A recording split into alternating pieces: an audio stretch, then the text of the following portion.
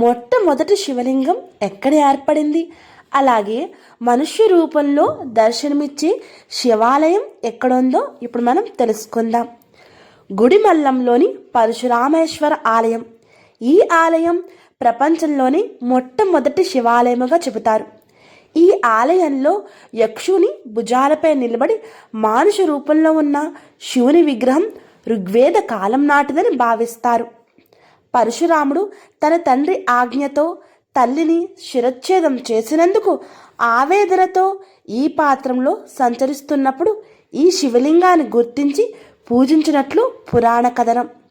ఈ శివలింగానికి వినియోగించిన రాయి భూమికి సంబంధించినది కాదని, అంతరిక్ష ఉల్క కావచ్చని ఆర్కియాలజిస్టులు నిర్ధారణ చేసినట్లు చెబుతారు. ఈ గుడిమల్లం తిరుపతికి 20 కిలోమీటర్ల దూరంలో ఏర్పేడు మండలంలోని గ్రామం.